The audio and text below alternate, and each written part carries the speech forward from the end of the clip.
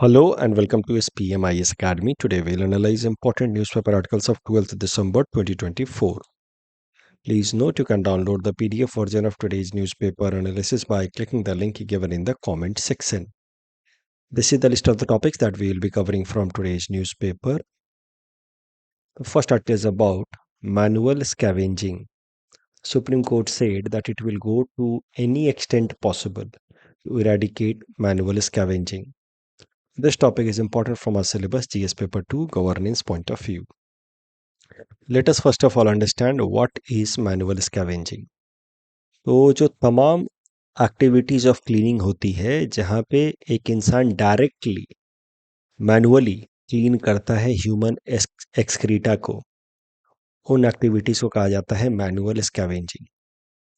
तो manual scavenging practice of manually cleaning, handling or removing directly human excreta from dry latrines, open drains, sewers, septic tanks, railway tracks और other इनसैनिटरी spaces जैसे भी हो जहाँ पे भी इंसान डायरेक्टली बिना किसी मशीन या इक्विपमेंट के मदद के सीधा सीधा हाथों से ह्यूमन एक्सक्रीटा के साथ डील करता है for the purpose of cleaning, इन तमाम एक्टिविटीज़ को कहा जाता है मैनुअल स्कैवेंजिंग. अब मैनुअल स्कैवेंजिंग की जो एक्टिविटी है वो इनह्यूमन तो है ही, क्योंकि it forces an individual to compromise with his or her dignity. कौन करना चाहेगा ऐसे एक्टिविटीज़? जो बहुत गरीब है, मजबूरी में तो अपनी डिग्निटी के साथ कॉम्प्रोमाइज़ करके ऐसे एक्टिविटीज़ में लोग पार्टिसिपेट करते हैं. तो ये इनह्यूमन तो है ही, बट साथ ही साथ डेंजरस भी है. बहुत बार होता क्या है कि इस तरीके के टैंक्स के अंदर से बहुत सारे पॉइजनस टॉक्सिक गैसेज भी रिलीज होते हैं. बहुत बार ये जो मैनुअल स्कैवेंजिंग वर्कर्स हैं वो इन तरह के सेप्टिक टैंक्स में फंस जाते हैं और उस कारण से उनकी डेथ भी हो जाती है. तो मिनिस्ट्री ऑफ सोशल जस्टिस के एक रिपोर्ट के हिसाब से 1993 से लेकर के 2023 तक में मैनुअल स्कैवेंजिंग रिलेटेड एक्टिविटीज के कारण अभी तक 1056 डेथ्स हुई हैं. तो ये सारे प्रॉब्लम्स हैं, मेनास हैं एसोसिएटेड विथ मैनुअल स्कैवेंजिंग. अभी उसी कॉन्टेक्स्ट में सुप्रीम कोर्ट ने हाल फिलहाल में भारत सरकार को फटकार लगाते हुए कहा कि we will do anything possible to end this inhuman activity of manual scavenging. Supreme court ने भारत सरकार को दो ग्राउंड्स पे फटकार लगाई. एक कानून ऑलरेडी भारत सरकार ला चुकी है, prohibition of employment as manual scavenger act 2013, and दूसरा एक स्कीम ला चुकी है भारत सरकार, नमस्ते स्कीम. ये दोनों ही इनिशिएटिव सुप्रीम कोर्ट के हिसाब से बस नाम के हैं. अभी भी मैनुअल स्कैवेंजिंग ओपनली प्रैक्टिस हो रही है और इसी कारण से सुप्रीम कोर्ट ने भारत सरकार को फटकार लगाई है, रिप्रिमेंड किया है. तो देखते हैं इन दोनों प्रोविजंस के बारे में देखते हैं. Let us first of all talk about this act, prohibition of employment as manual scavenger act 2013. ये एक्ट क्लियरली प्रोहिबिट करता है मैनुअल स्कैवेंजिंग एक्टिविटी को. इट ऑल्सो प्रोहिबिट, सिर्फ एक्टिविटी नहीं, इन सैनिटरी लैट्रिन्स बनाना भी प्रोहिबिटेड है एज पर दिस एक्ट. मतलब dry latrines बनाना, dry latrine का मतलब ही है कि फिर उसको क्लीन करना होगा मैनुअली, ये बनाना prohibited as per this act. और अगर कोई किसी इंसान को मैनुअल स्कैवेंजिंग में एम्प्लॉय करता है तो उस केस में उस इंसान को 5 साल तक की जेल हो सकती है या 5 लाख तक का फाइन हो सकता है या दोनों भी हो सकता है. बट आज भी आप ध्यान देंगे अगर तो कहीं कहीं दीवारों पे लिखा रहता है. आप ध्यान देना, समाज में पढ़ाई करने का तो एक तरीका ये भी होना चाहिए ना कि उसको अप्लाई करके देखें रियल वर्ल्ड में. तो कई सारे ऐसे पब्लिक दीवारों पे लिखा रहता है कि लैट्रिन सफाई के लिए इस नंबर पे कांटेक्ट करें. अगर आप कांटेक्ट करोगे तो वहाँ पे फिर manual scavengers are ready to work for some meagre sum of money. तो आज भी ये धड़ल्ले से ये जो कानून है वो ब्रीच हो रहा है, वॉलेट हो रहा है. इसी कारण से सुप्रीम कोर्ट ने फटकार लगाई है. This law also prohibits direct use. अगर देखिए क्लीनिंग एक्टिविटी तो इंपॉर्टेंट है but it must be done with help of safety equipment. तो डायरेक्ट क्लीनिंग के लिए प्रोहिबिशन है. Safety equipment must be used, protective gears and appropriate machineries must be given to the workers engaged in such cleaning activities. साथ ही साथ जो लोग भी manual scavenging में फंसे हुए हैं गरीबी के कारण, उनको इस कानून के अंतर्गत फाइनेंशियल असिस्टेंस देना है, रिहैबिलिटेट करना है, उनके बच्चों को स्कॉलरशिप देनी है, स्किल डेवलपमेंट देना है, subsidised housing and alternate employment opportunities देनी है, प्रधानमंत्री जन आरोग्य योजना के अंतर्गत उन लोग को हेल्थ इंश्योरेंस प्रोवाइड करना है 5 लाख रुपए का पर ईयर पर फैमिली। ये तमाम प्रोविजंस है under manual scavenger act of 2013। वैसे ही एक स्कीम भी है, Namaste scheme. This scheme, Namaste scheme stands for national action for mechanised sanitation ecosystem. It also aims at eradicating manual scavenging and providing skill development and rehabilitation to sanitation worker। तो आप कह सकते हैं कि ये कानून और ये स्कीम काफ़ी हद तक कोऑर्डिनेशन में काम करते हैं। इस स्कीम के अंतर्गत भी बात की गई है कि जो मैनुअल स्कैवेंजर्स हैं उनके परिवार को प्रधानमंत्री जन आरोग्य योजना के अंतर्गत हेल्थ इंश्योरेंस स्कीम प्रोवाइड कराना है 5 लाख रुपए का पर ईयर। तो ये कानून है और कानून को एक्शनेबल बनाने के लिए, इम्प्लीमेंटेशन देने के लिए फिर ये नमस्ते स्कीम लाया गया है। ये नमस्ते स्कीम को इम्प्लीमेंट करने की जिम्मेदारी भारत सरकार की 2 मिनिस्ट्रीज के ऊपर है, ministry of social justice and empowerment and ministry of housing and urban affairs. They implement this scheme in association with the local bodies like municipal corporation and Panchayati Raj institutions. इस topic discussion के basis पे ये prelims practice question हमने आपको दे रखा है। Please attempt this question and submit the answer in the comment section. The next article is about PM Posan scheme. This topic is important from our syllabus GS paper 2 governance point of view. PM पोषण scheme समझने से पहले mid day meal scheme के बारे में समझते हैं। देखिए, मिड डे मील स्कीम आपने सुना जरूर होगा इसके बारे में। इसको भारत सरकार ने 15 अगस्त 1995 को शुरू किया था। इस स्कीम के अंतर्गत स्कूल जाने वाले जो बच्चे हैं क्लास 1 से लेकर के क्लास 8 तक के, primary, lower primary and upper primary, class 1 से लेकर के क्लास 8 तक के स्कूल जाने वाले बच्चे 6 से 14 साल के, उनको हॉट कुक्ड मील प्रोवाइड किया जाएगा during the lunch hours in the government या government aided schools. Government schools या गवर्नमेंट एडेड स्कूल्स में स्कूल जाने वाले बच्चों को क्लास 1 से लेकर के क्लास 8 तक के, उनको हॉट कुक्ड मील प्रोवाइड की जाएगी under mid day meal scheme. ऐसा सरकार ने अनाउंस किया। साथ ही साथ फूड का जो क्वालिटी है, एनर्जी क्वालिटी या एनर्जी स्टैंडर्ड्स, वो भी डिफाइन किया गया मिड डे मील स्कीम में कि जो प्राइमरी स्कूल वाले बच्चे हैं यानी कि क्लास 1 से लेकर के क्लास 5 तक के बच्चे हैं, उनके फूड में 450 कैलोरीज होनी चाहिए एंड 12 ग्राम ऑफ प्रोटीन होना चाहिए। अपर प्राइमरी स्कूल वाले बच्चे क्लास 6 से लेकर के क्लास 8 तक वाले, उनके फूड के अंदर 700 कैलोरीज एनर्जी होनी चाहिए और 20 ग्राम प्रोटीन होना चाहिए। ये है मिड डे मील स्कीम। इसको इम्प्लीमेंट करने की जिम्मेदारी मिनिस्ट्री ऑफ एजुकेशन की and it is a centrally sponsored scheme, मतलब भारत सरकार और स्टेट गवर्नमेंट्स मिल करके चलाते हैं इसको। सेंट्रल गवर्नमेंट का इसमें कंट्रीब्यूशन 60%, स्टेट गवर्नमेंट का 40%, but for north eastern states and hilly states central government का contribution will go up to 90% and states will contribute only 10%। तो that is mid day meal scheme. फिर साल 2021 में भारत सरकार ने इस मिड डे मील स्कीम को रीब्रांड कर दिया, रीनेम कर दिया एज प्रधानमंत्री पोषण स्कीम। शॉर्ट में बोले तो पीएम पोषण स्कीम। पीएम पोषण स्कीम में मिड डे मील स्कीम वाले तमाम प्रोविजंस तो रखे ही गए, बट इसमें कुछ एक्स्ट्रा प्रोविजंस भी ऐड कर दिए गए। For example, now it will be applicable on बाल वाटिकास ऑल्सो। तो बाल वाटिकास होते हैं गवर्नमेंट द्वारा रन किए गए प्री प्राइमरी स्कूल्स, यानी कि क्लास 1 से पहले 6 साल से कम उम्र के बच्चों के लिए जो प्री प्राइमरी स्कूल्स रन किए जाते हैं उनको कहा जाता है बाल वाटिका।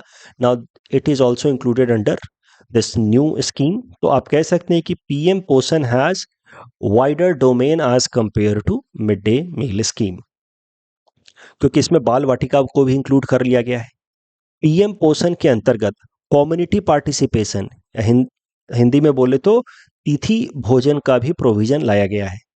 इसके हिसाब से जो लोकल कम्युनिटी के लोग हैं वो स्पेशल ओकेजन्स पे, फेस्टिवल्स पे बच्चों को जाकर के कुछ स्पेशल खाना खिला सकते हैं। जैसे मान लीजिए कि दिवाली का टाइम है, बिहू का टाइम है, तो आप आसपास के सरकारी स्कूलों में जाकर के आप कुछ स्पेशल फूड बच्चों के साथ शेयर कर सकते हैं as per this new provision of तिथि भोजन which has been permitted under PM पोषण स्कीम। जो करंट न्यूज़ है विथ रिस्पेक्ट टू पीएम पोषण this is not important, but फिर भी मैंने इसलिए कवर किया इस आर्टिकल को ताकि पीएम पोषण स्कीम मैं आपको रिवाइज करा सकूं। Last time we covered this scheme way back in 2023 only. तो एक साल में कम से कम सारी स्कीम्स में एक बार तो रिवाइज कराना चाहता ही हूं, और साथ में फिर उसको प्रीलिम्स क्रैश कोर्स के दौरान हम लोग कंपाइल करके देख लेते हैं। न्यूज़ जो है वो इम्पोर्टेंट नहीं है कि फूड इन्फ्लेशन के कारण पीएम पोषण स्कीम के अंतर्गत सरकार को अब एडिशनल 425 करोड़ के आसपास खर्च करना पड़ रहा है। So this is an indication कि food inflation is on the higher side, not important news. इस डिस्कशन के बेसिस पे प्रीलिम्स प्रैक्टिस क्वेश्चन हमने आपको दे रखा है। Attempt this question and submit the answer in the comment section. The next article is about human rights day. This topic is again important from our syllabus GS paper 2, वहाँ के Indian polity section से related है ये topic. देखिए, human rights day हर साल 10 दिसंबर को, यानी कि द डे बिफोर यस्टरडे, हमने मनाया। ये वर्ल्ड ओवर मनाया जाता है ह्यूमन राइट्स डे। 10 दिसंबर की खासियत क्या है, क्यों इस दिन को ह्यूमन राइट्स डे मनाते हैं? क्योंकि इसी दिन को 1948 में यूनाइटेड नेशंस जनरल असेंबली ने एक डिक्लेरेशन अडॉप्ट किया था जिसका नाम था universal declaration of human rights. तो एक सेट ऑफ राइट्स, लगभग 30 set of rights were identified by United Nations, and these set of rights were declared as human rights. Means these rights must be available to every individual across the world irrespective of their background, community, region, religion, whatsoever. These rights must be available to every individual just by the virtue of being a human. तो इसीलिए इन rights को कहा गया human rights, और इनको declare किया United nation general assembly ने 1948 में on 10th December. That is why this day 10th December is celebrated world wide as human rights day. इस साल 2024 का ह्यूमन राइट्स डे का थीम है our rights our future right now. तो जैसा कि मैंने आपको बताया, universal declaration of human rights, it includes 30 articles highlighting 30 set of different rights that must be available to every individuals across the globe irrespective of their background।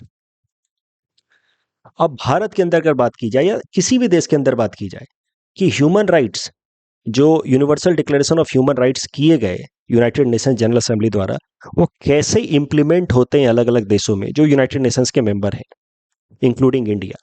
तो देखिए, human right जैसी कोई अलग से राइट्स होती नहीं है, कोई ह्यूमन राइट्स बोल करके अलग से इन्फोर्सिएबल कानून या अधिकार होता है नहीं।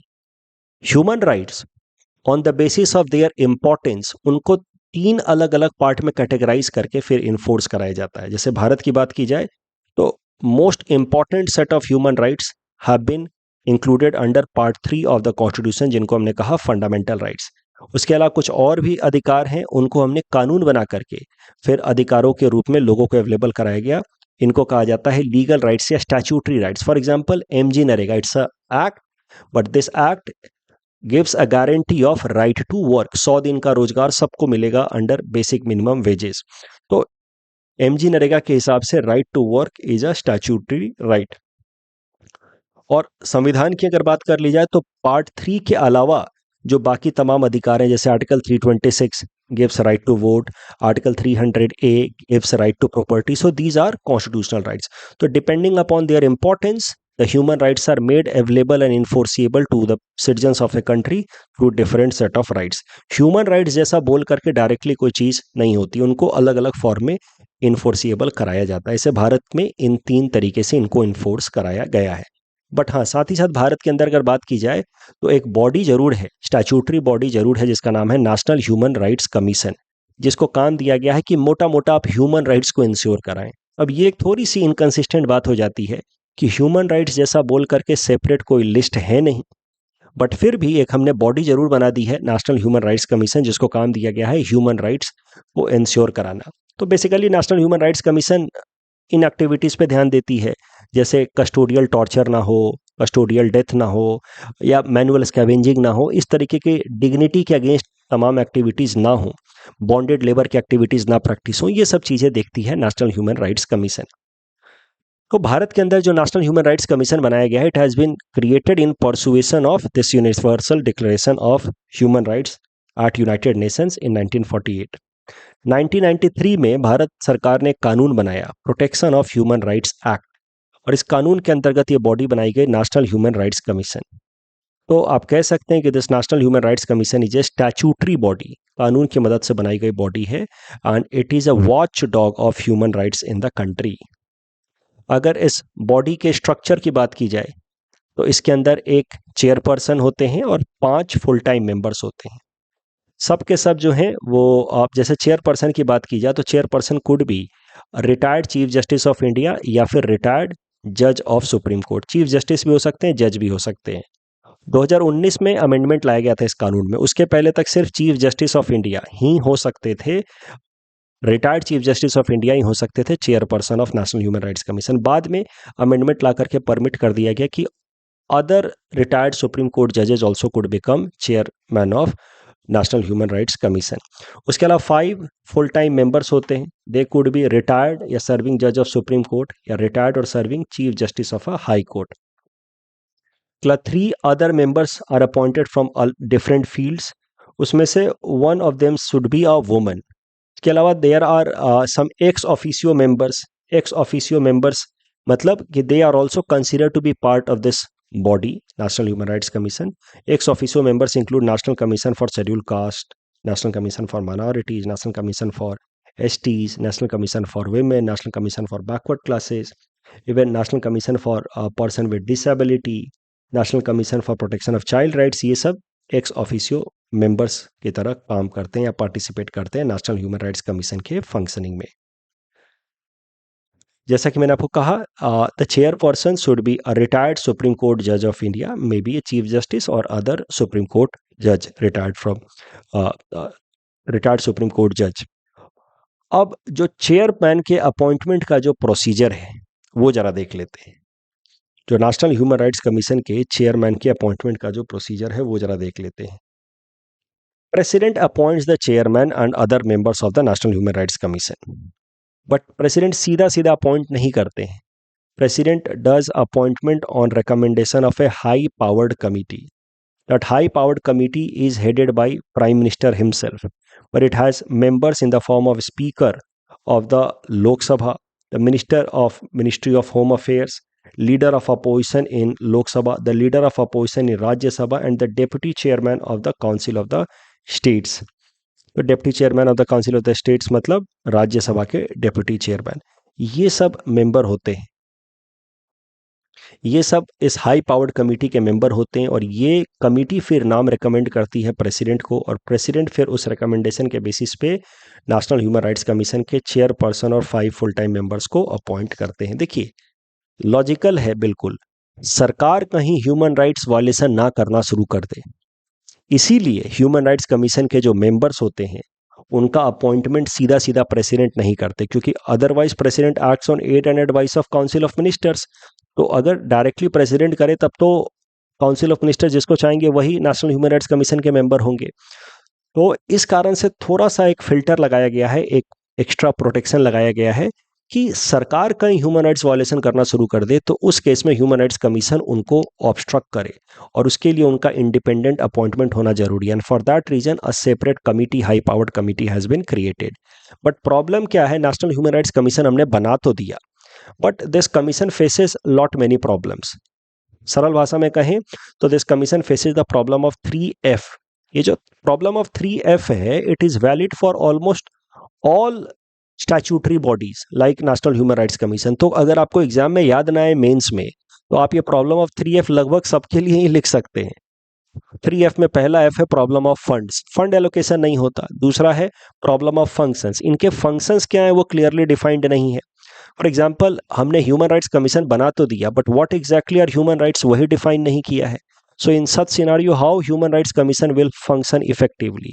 और तीसरा है फंक्शनरीज। फंक्शनरीज मतलब होता है एक्सपर्ट्स या पर्सनल्स, डेडिकेटेड स्टाफ।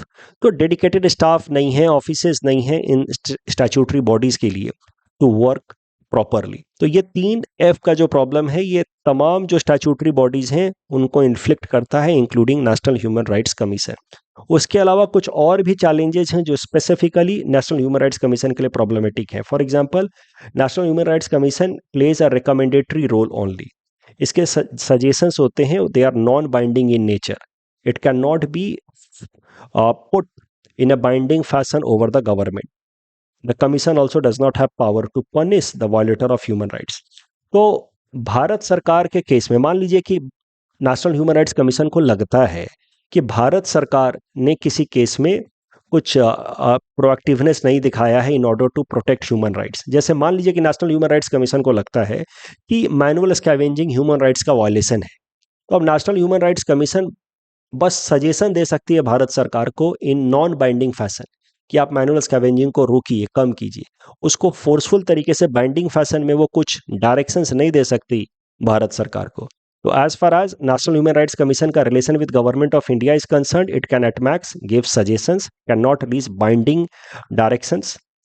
जहां तक ह्यूमन राइट वायलेटर्स की बात है, जो इंडिविजुअल ह्यूमन राइट वायलेशन करते हैं, जैसे पुलिस ऑफिसर हो गए, कस्टोडियल टॉर्चर किया है किसी को, उस केस के में भी the commission does not have directly power to punish, it has power to recommend compensation, it has power to recommend to the government कि उस वॉलेटर को पनिश करे, बट सीधा सीधा human rights commission does not punish, and for that reason human rights commission is known as toothless tiger. Tiger तो है but tooth नहीं है। इस डिस्कशन के बेसिस पे प्रीलिम्स प्रैक्टिस क्वेश्चन हमने आपको दे रखा है। Please attempt this question and submit the answer in the comment section. Mains में आपसे ऐसा प्रश्न पूछा जा सकता है कि why national human rights commission is known as a toothless tiger. जो हमने डिस्कशन किया है उसी के बेसिस पे आप आंसर आराम से फ्रेम कर सकते हैं। Next topic is about linking of Aadhaar and NRC. This topic is important from our syllabus GS paper 5 Assam issues point of view. छोटा सा न्यूज़ है, असम सरकार ने एक SOP standard operating protocol release किया है, जिसके हिसाब से अब अगर असम के अंदर किसी को आधार कार्ड बनवाना है तो उसको सबसे पहले अपना एनआरसी एप्लीकेशन नंबर देना होगा और सरकार मैच करेगी, एनआरसी एप्लीकेशन नंबर को वेरीफाई करेगी। अगर वो सही होगा तभी जा करके एनआरसी के इस एप्लीकेशन नंबर के हिसाब से आपका एनआरसी बन चुका है, तभी जा करके आपको आधार कार्ड बनेगा या फर्निश होगा। तो दैट मीन्स आधार कार्ड बनाने के लिए अब असम में एनआरसी के अंदर नाम होना मैंडेटरी है। ये नया एसओपी इसलिए लाया गया है ताकि जो इलीगल इमिग्रेंट्स हैं, जो असम के अंदर इलीगल तरीके से रह रहे हैं, they should not be allowed to have their own Aadhaar card, जिसकी मदद से वो फिर वह अलग अलग जगहों पे अपना क्लेम कर पाएँ, जैसे वोटर आईडी वगैरह में अपना नाम क्लेम कर पाएँ। तो इसलिए ये एसओपी रिलीज किया गया है by the government of Assam. कल जो हमने आपको प्रैक्टिस क्वेश्चन दिया था उसका आंसर देख लेते हैं। इसमें दोनों स्टेटमेंट सीधे सीधे सही हैं। No confidence motion against vice president can be initiated in Rajya Sabha and 14 days के नोटिस के बाद ही होगा। इसमें दूसरा स्टेटमेंट यहाँ जाकर के गलत हो जाता है। Institute solely a domestic policy initiative, no investment facilitation is for international measures as well, तो इसलिए दूसरा स्टेटमेंट गलत हो जाता है। Champions of the earth award में it is not given just to individuals, it is given to organisations also, second statement is wrong. यहाँ पे new city scheme focus on building plan urban centre, ये ठीक है but only rural areas, ऐसा गलत है, इसलिए ये सेकंड स्टेटमेंट रॉन्ग है। Lipstick effect is drive from increase sales of lipstick, ये गलत है। लिपस्टिक इफेक्ट का डायरेक्टली लिपस्टिक से कुछ लेना देना नहीं है। इसका सीधा मतलब है कि जो अफोर्डेबल लग्जरी आइटम्स होते हैं लोग उसको ज़्यादा खरीदना शुरू कर देते हैं ड्यूरिंग इकोनॉमिक डाउन टर्न्स, मतलब स्लो डाउन के टाइम में। The second statement is correct. That's all from our side for today. Thanks for watching.